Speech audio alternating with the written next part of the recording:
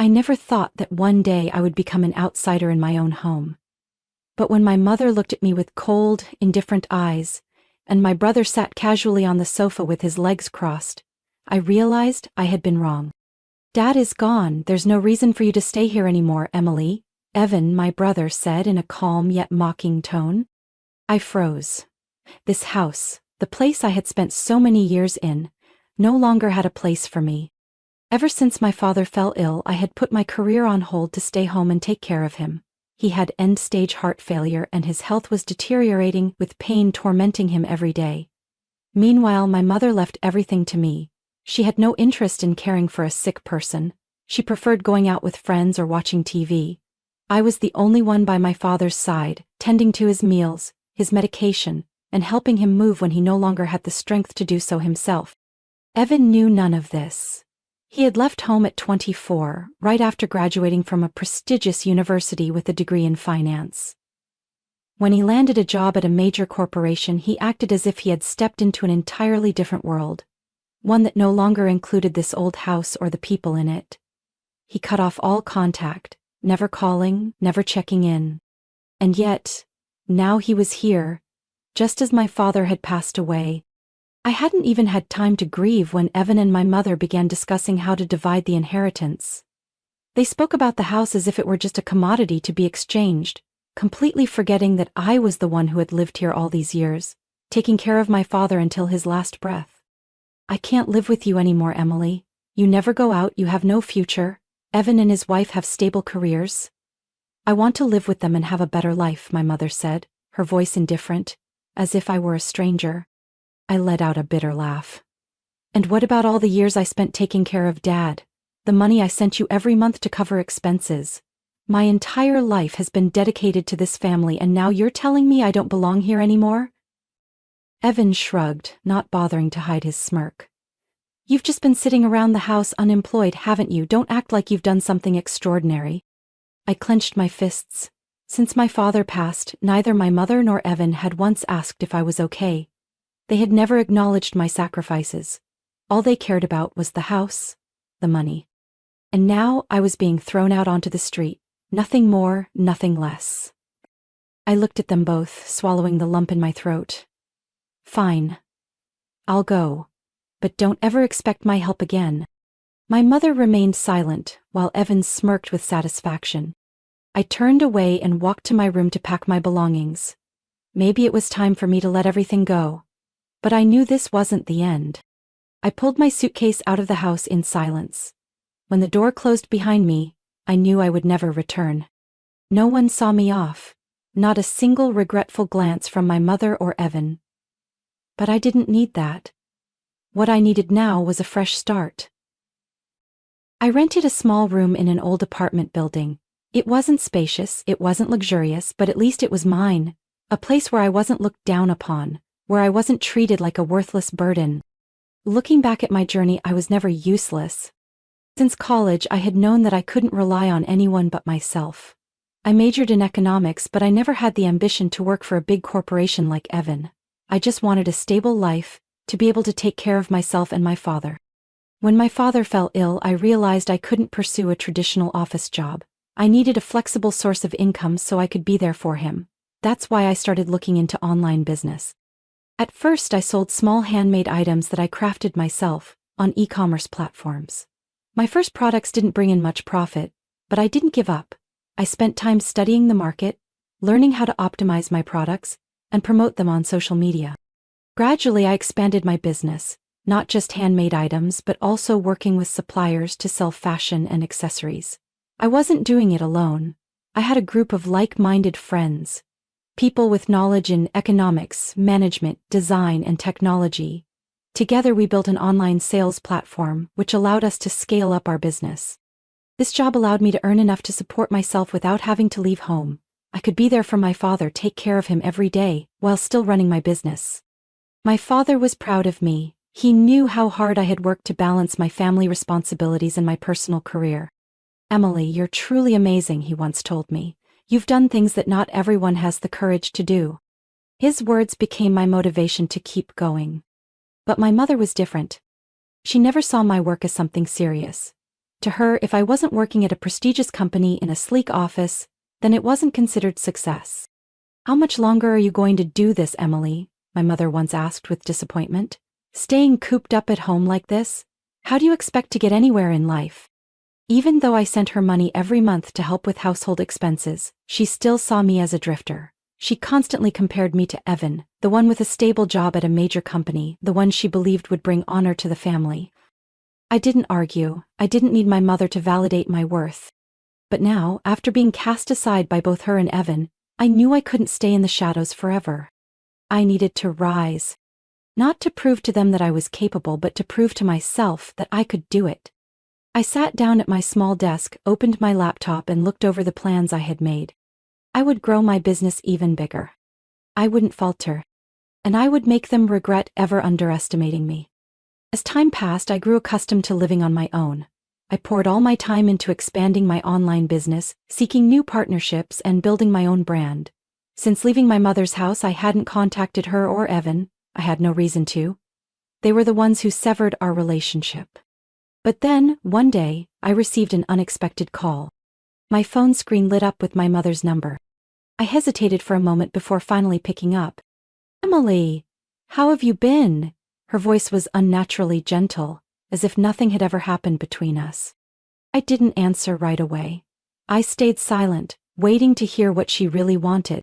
"Evan is getting married," she continued, her tone filled with excitement. "I'm so happy he finally found someone worthy. She's the daughter of a well-off family. They're wealthy and well-respected in society." I smirked. My mother was always so proud of Evan, as if he were the greatest treasure in the world. "Well, good for him," I replied flatly. I thought that would be the end of the conversation, but my mother quickly moved on to the real reason for her call. "Evan wants a perfect wedding, and you know a proper wedding costs a lot of money." She paused for a moment before continuing. "I think we should help him. You and I can each contribute a little." I let out a dry laugh. I knew it. "How much do you want me to contribute?" I asked directly. She hesitated briefly, then said, $50,000. My eyes widened. $50,000? "Yes, and I'll come up with another $50,000. That way Evan can have a solid start." I didn't know whether to be angry or amused by how ridiculous this request was. "And where exactly are you getting $50,000 from?" I asked. She hesitated. "I'll borrow some, but you can cover your share, right? Your business is doing so well." A wave of anger surged through me. For years I had taken care of my father, managed all the household expenses, and my mother had never acknowledged it. Yet Evan, the one who abandoned his family for years, was the one she was willing to go all out for, even though he didn't deserve it. "No, I'm not helping," I said firmly. My mother froze. What? What did you just say? Evan hasn't cared about this family in years. He has a high-paying job, his own life, and now you want me to fund his wedding? Who do you think I am, a bank?"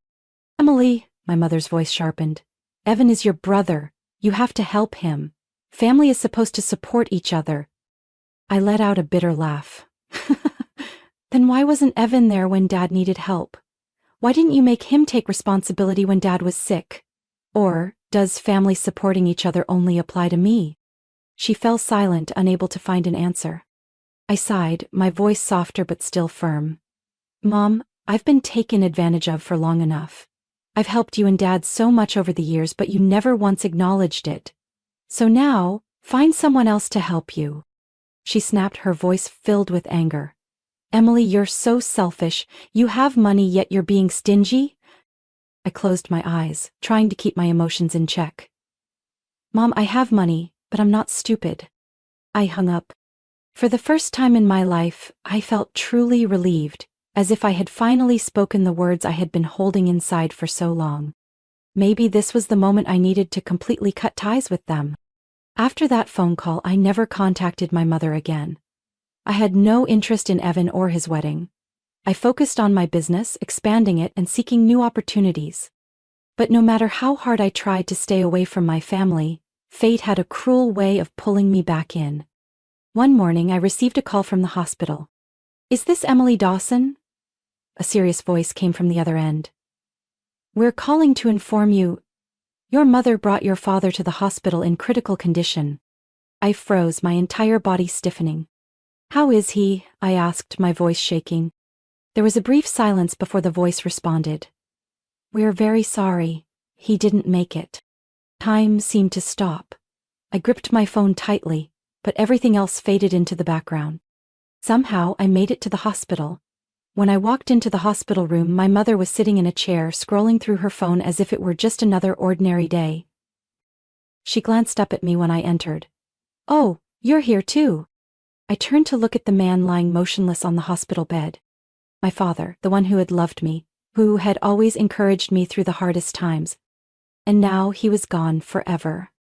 The pain swelled in my chest, but I refused to let myself cry. I looked at my mother, trying to stay calm. "Were you here with Dad when he passed?" I asked. She absent-mindedly glanced at her phone screen and sighed. "No, I got here after the hospital called. By the time I arrived, it was too late." I felt my heart tighten. "Where were you when he needed you the most?" She shrugged. "I had plans to have lunch with friends. I didn't expect things to happen so quickly." I stood there, staring at the woman in front of me, a woman completely devoid of emotion, without grief, without remorse. My father had spent his whole life loving her, yet in his final moments, she wasn't even there. I turned away, disgusted. I was the one who had to arrange the funeral. My mother claimed she didn't have time to handle such matters, so everything fell on my shoulders. I didn't complain, because at the very least this was something I could do for my father one last time. The funeral was simple yet dignified. Friends and family came to pay their respects, offering sincere condolences. But then, in the middle of the ceremony, Evan arrived. He walked in with his fiancée, a woman dressed extravagantly, adorned with flashy jewelry completely out of place for a funeral. Evan barely glanced at the casket before turning to my mother. "Mom, can we talk for a moment?" I watched them from a distance. And then, I heard the words that filled me with rage. "Mom, did Dad leave a will?" Evan asked in a hushed voice, but not quiet enough for me to miss it. My mother responded casually, "That's exactly what I wanted to discuss with you." I clenched my fists. My father had just passed, and all they cared about was his assets. Evan finally noticed me standing nearby and walked toward me. "Emily, do you know how much Dad left behind?" I looked straight at him. "Dad didn't have much money, Evan. He spent it all on medical bills and treatments over the years." Evan frowned. "That's impossible. He must have had some savings." I let out a bitter laugh. "He did. Until Mom spent it all." Evan's face darkened. He turned to my mother, but she simply shrugged indifferently. "Evan, you have to understand. I needed to live, too." I didn't care to listen anymore. I walked away, leaving them to argue over something they would never get. My father was gone, and I realized these people were no longer worth my concern. After my father's funeral, I knew that my relationship with my family had reached the point of no return. There was nothing left to say to my mother or Evan. They weren't grieving, they weren't mourning, they only cared about my father's assets. But they had no idea about the truth I had kept hidden all this time. They believed the house still belonged to my father and that after his passing it would automatically be theirs. But they were wrong. My father knew exactly what kind of people my mother and Evan were. He had seen Evan's indifference, had understood that my mother wasn't someone who could be trusted with money. So, before his health worsened, he transferred the house into my name. Legally, I had been the sole owner even before he passed away. I had never told them, until my mother and Evan came to find me. They sat across from me in the living room, their faces filled with anticipation. My mother took a sip of tea before speaking first. "Emily, what do you plan to do with the house?" she asked, her tone as if I were merely an outsider in this matter. Evan leaned back in his chair, arms crossed.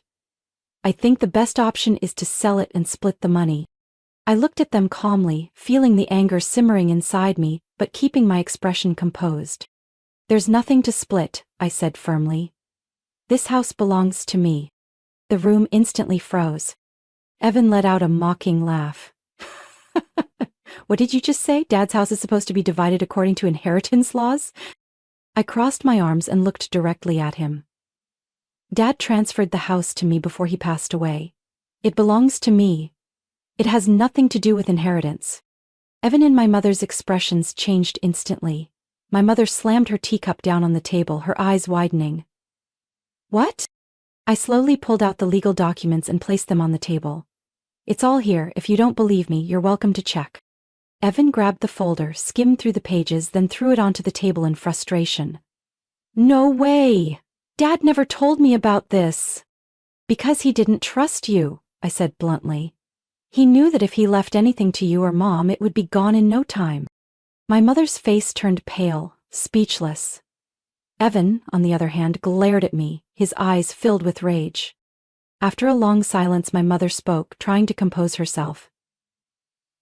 Emily, you can't do this to your family. You can't be this selfish. I let out a bitter laugh. Family? Do you remember who took care of Dad in his final years?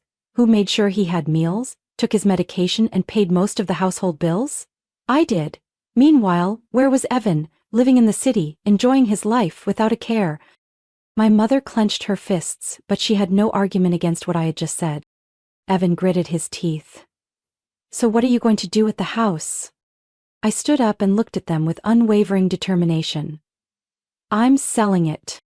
Both my mother and Evan froze. I don't need this house anymore, I continued.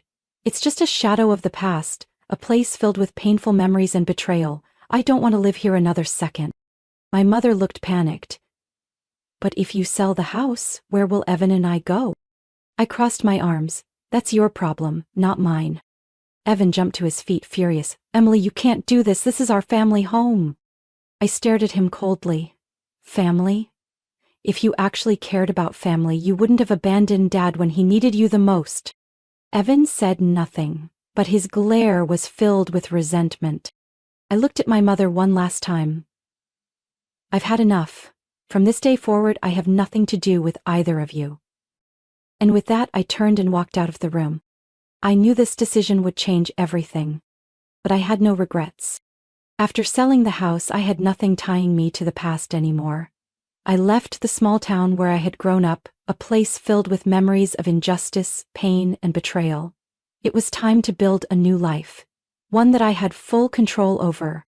I had always dreamed of a warm place where endless blue beaches stretched along the horizon, where there were no condescending stares or meaningless criticism, and now I had the means to turn that dream into reality. I moved to Costa Rica, a tropical country with beautiful beaches and a relaxed way of life. I rented a small apartment near the coast where every morning I could hear the waves crashing against the shore, feel the cool ocean breeze, and experience a freedom I had never had before. At first, I continued running my online business. With just a laptop and an internet connection, I could manage everything from anywhere. No longer was I confined by the suffocating walls of my old house or my mother's scrutinizing gaze. I was free. I started making time for myself, something I had never had the chance to do before. I learned to surf, took a local cooking class, and made friends with people from all over the world. For the first time in years, I felt truly happy. While I was enjoying my new life, my mother and Evan were struggling in a completely different world. After losing the house, they had to rent a small apartment in the outskirts of the city. With no assets left to rely on, they were forced to fend for themselves. Evan had once had a high-paying job, but after getting married, he had grown complacent and spent recklessly. He had little to no savings, and now, with rent and living expenses piling up, things were harder than ever. My mother, who had always spent money thoughtlessly, was now facing a harsh reality. No more lavish shopping sprees, no more fine dining at expensive restaurants. She had to take a part-time job at a grocery store just to make ends meet. But the worst part was the debt. When my father was alive, he had always ensured our family's financial stability.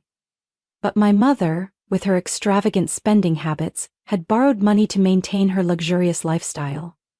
Back when I lived at home, I hadn't realized just how bad things had gotten, but now that no one was there to support her financially, she and Evan were spiraling into financial ruin. I knew all of this thanks to a private investigator I had hired to keep tabs on them from afar. I didn't hire him out of concern.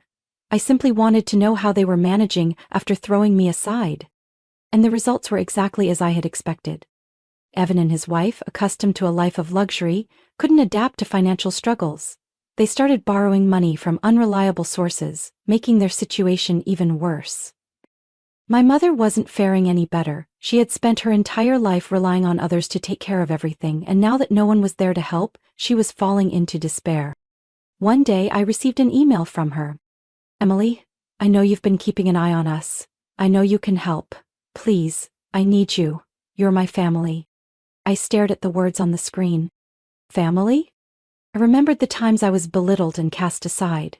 I remembered my mother's cold gaze as she told me to leave. I remembered Evan's greed, how he only cared about my father's assets. They only considered me family when they needed money. I took a deep breath and deleted the email without replying. For the first time in my life, I felt truly free. I had left my past behind, and I would never look back. Emily's story is not just about escaping a toxic family. It's a testament to the power of independence. She was abandoned, ridiculed, and underestimated. But instead of breaking down, she built her own life with resilience and intelligence. When those who had mistreated her fell into hardship, they came back begging for help. But Emily had learned the most valuable lesson of all. Not everyone who calls themselves family deserves your kindness. And she moved forward, leaving the past behind, and embraced the life she had created for herself. What do you think about Emily's decision? Was she too cold? Or was it the only way to protect herself? Share your thoughts in the comments below. Don't forget to follow the channel for more stories about family, life, and valuable lessons.